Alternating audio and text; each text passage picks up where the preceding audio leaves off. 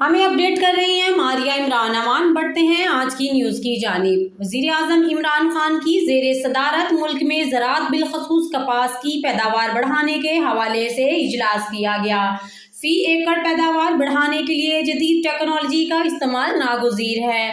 وزیر اعظم عمران خان نے کہا، حکومت کسانوں کو جدید زرعی آلات، معیاری بیج اور کھاد پر سبسڈی فراہم کر رہی ہے۔ کسان کارڈ کی بدولت سبسڈی کا اصل فائدہ کسان کو ملنا چاہیے۔ کسانوں کے حقوق کے تحفظ کے لیے نئے قوانین بنائے جائیں اور تمام شراکت داروں سے مشاورت کو یقینی بنایا جائے۔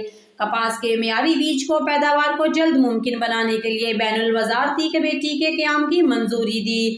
اجلاس میں پاکستان کاٹن اتھارٹی کے قیام کی اصولی منظوری۔ اتھارٹی معیاری بیج کی فراہمی، مانیٹرنگ اور پیداوار بڑھانے کے لیے تحقیق کرے گی۔ اجلاس کو آگاہ کیا گیا کہ اس وقت 40.17 ملین ٹن گندم کا اسٹاک موجود ہے۔ کھاد پر وفاقی اور صوبائی حکومتیں مل کر 15.5 ارب روپے کی سبسڈی فراہم کر رہی ہے۔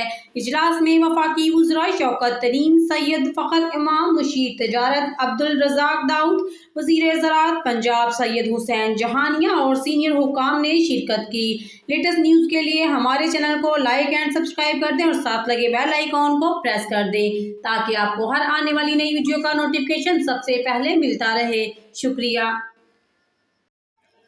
ہمیں اپڈیٹ کر رہی ہیں ماریہ عمران امان۔ بڑھتے ہیں آج کی نیوز کی جانب۔ وزیر اعظم عمران خان کی زیر صدارت ملک میں زراعت بالخصوص کپاس کی پیداوار بڑھانے کے حوالے سے اجلاس کیا گیا۔ فی ایکڑ پیداوار بڑھانے کے لیے جدید ٹیکنالوجی کا استعمال ناگزیر ہے۔ وزیر اعظم عمران خان نے کہا، حکومت کسانوں کو جدید زرعی آلات، معیاری بیج اور کھاد پر سبسڈی فراہم کر رہی ہے۔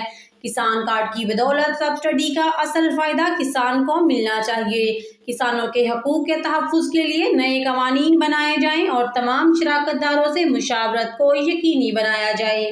کپاس کے معیاری بیج کو پیداوار کو جلد ممکن بنانے کے لیے بین الوزارتی کمیٹی کے قیام کی منظوری دی۔